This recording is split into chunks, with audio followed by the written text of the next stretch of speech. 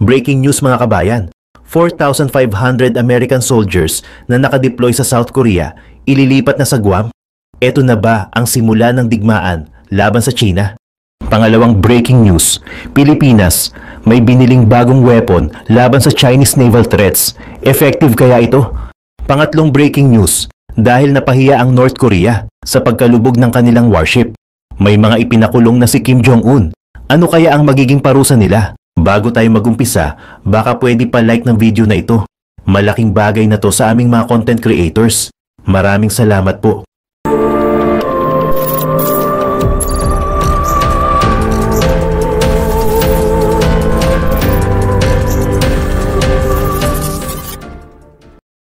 Iniulat ng The Wall Street Journal nitong Biyernes na maaaring isaalang-alang ng Pentagon ang pag-pull out ng humigit kumulang 4,500 American troops mula sa South Korea at isa ang Guam sa mga posibleng paglipatan ng mga ito. Iba't ibang pambansa at pandaigdigang media ang nagulat na sinabi ng Defense Ministry ng South Korea na wala talagang naging pag-uusap sa pagitan nila at ng US kaugnay ng posibleng pag-pullback. Subalit kung totoo ang ulat, halos madodoble ang bilang ng mga bagong tropang ililipat sa Guam. Sa kasalukuyan, patuloy pa rin ang Department of Defense sa paglilipat ng 5,000 Marines mula Okinawa patungo sa bagong newly built Marine Corps Base Camp Blas sa Dededo. Noong nakaraang linggo, unang grupo ng tropa ang lumipat na sa kanilang barracks sa loob ng kampo. Ayon sa ulat ng Wall Street Journal, muling sinusuri ng Washington ang isang panukala na bawiin ng ilan sa 28,500 na tropang nakadeploy sa South Korea upang ilipat sa iba pang lugar sa Indo-Pacific region, kabilang ang Guam. Lumaban ang puwersa ng US sa Korean War noong 1950 at nananatili pa rin sa South Korea mula noon upang pigilan ang anumang posibleng pananakop ng North Korea. Iniulat ng pambansang media na sa panahon ng kampanya sa pagkapangulo, nangako si Trump na papatawan ang gobyerno ng Seoul ng mas mataas na bayarin, bilyon-bilyong dolyar kada taon, kapalit ng pananatili ng tropang Amerikano, at tinawag pa ang South Korea bilang isang money machine. Ayon sa ulat ng media, sa South Korea nitong Biyernes, itinanggi ng isang tagapagsalita ng US Defense Department ang ulat at sinabing handa ang US na makipagtulungan sa susunod na pamahalaan ng Seoul para sa pagpapalakas ng kanilang alyansa. Sa iba pang mga balita, dahil sa tumitinding pandarahas ng China sa South China Sea, minamadali na ngayon ng sandatahang lakas ng Pilipinas ang plano nitong bumili ng mga submarine, isang mahalagang hakbang sa pagbabago ng estratehiya sa depensang pangdagat ng bansa. Dahil sa agresibong panghihimasok ng China sa West Philippine Sea na bahagi ng exclusive economic zone ng Pilipinas, pinapalakas ng Maynila ang kakayahang makipagdigmaan sa ilalim ng dagat upang magsilbing panangga at estratehikong puwersa sa gitna ng tumitinding tensyon sa rehiyon. Sa nagdaang taon, hinarap ng hukbong dagat ng Pilipinas ang dumaraming insidente ng panggigipit mula sa mga puwersang pangdagat ng China, kabilang ang China Coast Guard at Maritime Militia. Kabilang sa mga ito ang iligal na pagpapatrolya, panghaharas sa mga misyon ng muling pagsuplay sa mga outpost ng Pilipinas, at panggugulo sa mga lokal na mangingisda. Lalong umiinit ang tensyon sa mga pinagtatalunang lugar gaya ng Ayungin Shoal, kung saan gumagamit ng water cannon at agresibong pagmaniobra ang mga barko ng China upang hadlangan ang mga operasyon ng Pilipinas. Sa kabila ng desisyon ng Permanent Court of Arbitration noong 2016 na nagpawalang bisa sa malawakang pag-aangkin ng China, patuloy ang Beijing sa kanilang mapang-abusong aktibidad. Dahil dito, lalong pinagtutuunan ng pansin ng depensang sektor ng Pilipinas ang pagbili ng mga submarine, mga kagamitang may kakayahang itago ang presensya, tumagal sa ilalim ng dagat at magsilbing panangga sa estratehikong antas.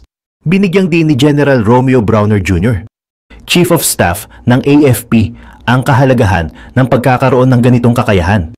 Isang arkipelago tayo, kaya kailangan nating magkaroon ng ganitong uri ng kakayahan dahil napakahirap ipagtanggol ang buong arkipelago kung wala tayong submarine. Samantala, sa iba pang mga balita, inaresto ng North Korea ang 3 opisyal ng shipyard kaugnay ng isang aksidente sa paglulunsad ng isang bagong warship nitong Miyerkules. Ayon sa ulat ng kanilang state media, nadurog ang ilang bahagi ng ilalim ng 5,000 toneladang destroyer habang ginaganap ang seremonya ng paglulunsad na naging sanhi ng pagkawala ng balanse ng barko. Isinasagawa pa ang investigasyon hinggil sa insidente na tinawag ni North Korean leader Kim Jong-un bilang isang kriminal na gawain. Ayon sa KCNA na isang official news agency ng North Korea, kinilala ang mga inaresto bilang ang chief engineer ng Chongjin Shipyard sa Hilaga kung saan ginawa ang barko, pati na ang construction head at isa nitong administrative manager. Ayon sa ulat, ang tatlo ay may pananagutan sa aksidente. Noong Biyernes, iniulat ng KCNA na ipinatawag na rin ng mga otoridad ang tagapamahala ng shipyard na si Hong Kil-ho. Sa mga satellite images, makikita ang barko na nakatagilid at natakpan ng malalaking asul na tolda at bahagi nito ay tila nasa lupa. Hindi binanggit ng state media ng North Korea kung may nasawi o nasugatan sa insidente at tila binawasan ang bigat ng pinsala. Iniulat ng KCNA na walang butas ang ilalim ng barko, salungat sa mga naunang ulat. May mga scratched sa hull starboard nito at may kaunting tubig dagat na pumasok sa likurang bahagi ng barko, ayon sa ahensya. Sinabi ni Kim nitong Huwebes na ang aksidente ay resulta ng ganap na kapabayaan, kawalan ng pananagutan at hindi makaagham na paniniwala. Dagdag pa niya, ang mga gumawa ng mga irresponsible errors ay papanagutin sa isang plenary meeting sa susunod na buwan. Sa iba pang mga balita, dahil sa tumitinding ang pagsalakay ba ng China sa Australia ay posible. Maaari bang talagang salakay ng China ang Australia? Parang imposible. Hanggang sa masusing pag-aralan ang sitwasyon. Matagal nang hindi maganda ang relasyon ng Australia at China. Mula sa trade wars to military expansion sa South China Sea ay tumaas ang tensyon. At ngayon, dahil sa lumalalang aggression ng China sa Indo-Pacific at ang takot sa Taiwan, nagtatanong ang mga Australians kung sila na ba ang susunod. Hindi lang ito paranoia. Nag-warning ang mga eksperto na maaaring mahila ang Australia sa digmaan sa pagitan ng US at China o mas masahol pa na harapin ang direktang threats mula sa Beijing mismo. Mayroon ang China ng manpower, firepower and motivation upang baguhin ang balanse ng kapangyarihan sa rehiyon. Kaya, nasa table na ba ang invasion sa Australia? Maaari bang mapanatili ng Australia ang sarili laban sa massive Chinese military machine? Upang maunawaan ang mga panganib, kailangan nating tingnan kung paano nagsimula ang lahat. Ang rapid military build-up ng China at ang pagpapatatag nito sa mga isla sa South China Sea ay nagdulot ng takot sa buong rehiyon, lalo na sa Australia. Ngunit umabot sa sukdulan ang mga bagay noong 2020 nang sumabog ang trade war dahil sa mainit na palitan ng mga salita tungkol sa COVID-19. Tinarget ng China ang mga Australian agriculture at steel industries at sinusubukang pilitin ang bansa na sumuko. Pero hindi nagpatinag ang Australia. Sa halip, nagsimula itong palakasin ang depensa nito. Alam na ang alliance nito sa US ay tiyak na makakahila nito sa anumang conflict sa China. At ang Taiwan ang biggest flashpoint. Nag-warning si Ross Babbage, isang defense expert, na may 50% na posibilidad na mahila ang Australia sa digmaan sa pagitan ng China at US dahil sa Taiwan sa susunod na 5 taon. Dahil desperado si Xi Jinping na sakupin ang isla. Nakikita niya ito bilang sentro ng kanyang legacy. Bagamat inaangkin niyang mas gusto niya ang peaceful reunification, ang pagpapalakas ng militar nito sa paligid ng Taiwan ay iba ang pinapahiwatig. Kung sasalakayin ng China ang Taiwan, hindi maiiwasan na sasali ang Australia sa labanan. Ngunit ang desisyong iyon ay may mga panganib. Hindi lang tututukan ng China ang Australian military bases.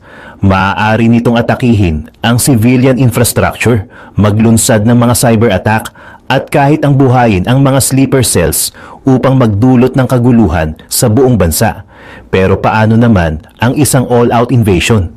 Naisip na ng ilang Australian politicians ang posibilidad na ito at bagamat maaaring extreme itong, hindi rin naman ganap na imposible ang ideya. Kung wala ang suporta ng US, haharap ang Australia sa enormous challenges sa pagtatanggol sa sarili laban sa major power tulad ng China. Tingnan natin ang sinasabi ng mga eksperto. at kung ano ang itinuturo ng kasaysayan tungkol sa ability ng Australia na ma-withstand ang isang pag-atake.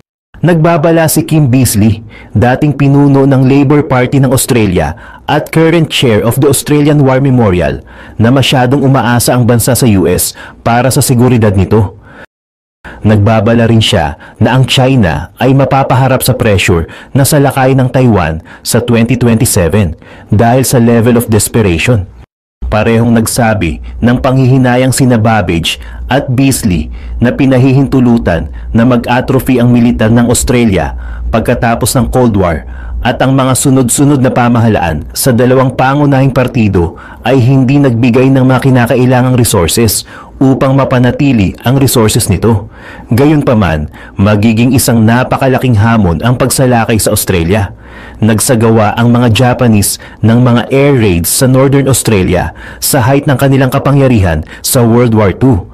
Gayunpaman, hindi nila kailanman sinubukang salakayin ng bansa. Walang mapapala sa kanila kung gagawin nila iyon. Ang island continent ay masyadong malaki at ang capital ng Canberra ay nasa southeast. Libu-libong milya ang layo mula sa anumang posibleng lugar ng pagsalakay. Totoo pa rin ang mga bagay na yun ngayon. Ang isang buong pagsalakay na kukuha sa kabuuan ng Australia ay wala sa usapan. Ito ay isang hindi makatwirang paggamit ng puwersang militar. Gayunpaman, maaari bang nasa panganib ang Northern Australia? Pagkatapos ng lahat, may ilang halaga sa pagkuha ng mga bahaging ito kung magkakaroon ng digmaan. Una sa lahat, ang isang matagumpay na operasyon ay magbibigay daan sa China na magamit ang mga top alternate shipping routes patungo sa Strait of Malacca. Matagal nang kinakatakutan ng mga policymakers ng China ang pagiging dependent ng kanilang bansa sa shipping na nagmumula sa choke point na ito na madaling maisara sa panahon ng digmaan. Tinutukoy nila ang katotohanan ito bilang kanilang Malacca Dilemma. Ang mga pagtatangka na bumuo ng mga alternative routes mula sa Persian Gulf at mula roon patungo sa lupa sa pamamagitan ng Pakistan sa pamamagitan ng Belt and Road Initiative ay napatunayang hindi gaanong kasiyasiya. Ang mga pagtatangka na magamit ang mga ruta sa lupa sa pamamagitan ng Russian Far East ay hindi rin nakapantay sa dami ng trade na dumadaan sa Strait of Malacca. Ang mas malaking impluensya sa Northern Australia ay maaaring magpadali sa mga alternative routes sa pamamagitan ng mga existing Indonesian straits tulad ng Sunda o Lombok na bypassing sa Strait of Malacca habang nakakonekta sa South China Sea, kung saan patuloy na lumalaki ang impluensya ng China. Marami ring mina sa Western Australia na puno ng mga resources na kailangan ng China. Kabilang sa mga resources na ito ang iron ore, rare earth elements, hydrocarbons, at maging ang mga diamonds. Dahil ang China ay nag-i-import ng maraming resources nito, ang mga minahan na ito ay magiging isang kaakit-akit na premyo kung mapamamahalaan ng China na sakupin ang mga ito. Kaya isipin natin na ang China, dahil sa takot sa isang blockade sa Strait of Malacca bilang response sa mga provocations nito sa paligid ng Taiwan, ay nagpasya na magsagawa ng isang military operation against Northern Australia upang masecure ang mga alternative shipping lanes bilang bahagi ng long and exhausting war na pinaniniwalaan ni Babbage na handa itong labanan. Sa papel, hindi ito maganda para sa Australia. Ang militar ng China ay mas malaki kaysa sa Australia. Ang mga armadong puwersa ng Australia ay may humigit kumulang 58,000 active duty personnel na ipinamahagi across the Army, Navy, and Air Force. Sa kabilang banda, ang China ay may humigit kumulang 2 million active personnel na ipinamahagi across its Army, Navy, and Air Force. Bilang karagdagan, nag-maintain ang China ng isang large reserve force ng humigit kumulang 510,000 troops. Ang Australia ay nasa severe disadvantage din sa number of ships and aircraft.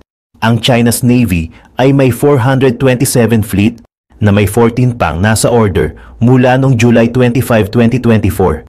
Ayon sa World Directory of Modern Military Warships, ang Australia ay mayroon lamang 36 na in service, bagaman may 15 pang nasa order. In terms of total military aircraft, Ang China ay may humigit kumulang 3,377 sa buong Air Force, Navy, and other branches. Ayon sa World Directory of Modern Military Aircraft, ang Australia, in comparison, ay may 447 na aircraft, spanning its Army, Navy, and Air Force. Mahirap makatakas sa conclusion. Kung wala ang tulong ng Amerika, ang Australia ay pwedeng ma-overpowered at ma-outmatched sa isang conventional confrontation sa militar ng China kung pantay-pantay ang lahat ng bagay. Ngunit gaya ng nakita natin sa pagsalakay ng Russia sa Ukraine, bihira na pantay-pantay ang lahat ng bagay. Ang mga digmaan ay hindi ginaganap sa papel. Tingnan mo lang ang Ukraine. Dahil sa malaking pagkakaiba sa manpower and firepower, dapat sana ay madaling nasakop ang Ukraine. Ngunit patuloy ang digmaan, halos 3 taon na ang nakalipas. Isa sa mga problema ng Russia ay ang kawalan nito ng kakayahang mag-project ng power sa mga distansya na kailangan upang supilin ang Ukraine, na largest country in Europe pagkatapos ng Russia. Ang poor transport and logistics ay pumigil sa pagiging epektibo ng Russia sa unang ilang buwan ng digmaan nang ito ay gumagawa ng broadest territorial gains. Nakakahiya ito dahil ang Ukraine ay malapit sa Russia. Magkakaroon ngayon ng mas malaking hamon ng China. Bagamat pinatibay ng China ang mga isla sa South China Sea, ang mga ito ay masyadong maliit upang magamit bilang mga proper base para sa isang expedition na kasing ambisyoso ng pagsalakay sa Australia. Kailangang mag-mobilize ang China mula sa Hainan Island at wala itong element of surprise. Ang Hainan ay 2,700 miles ang layo mula sa Darwin, ang lungsod na minsang sinalakay ng mga Japanese. Mas powerful ang mga armas ng militar ng China dahil sa military build-up nito, ngunit ang logistical capacity nito ay hindi bumilis sa parehong paraan. Mayroong military-grade transport plane ang China na may kakayahang magdala ng equipment na kailangan upang maisagawa ang isang pagsalakay. Ito ay ang Shen Y-20 na may range na humigit kumulang 4,850 miles. Higit pa sa sapat iyon upang makarating ang troops and equipment sa Australia. Kung lahat ay gagana, mayroon lamang 67 ang China ng mga ito. Malamang na magkakaroon ng China ng 100 hanggang 125 Y-20 sa 2030 at makakatulong ito. Ngunit may isa pang mas malaking problema. Kulang ang China sa mga tanker aircraft. Ang Y-20 tanker nito ay isang significant step forward.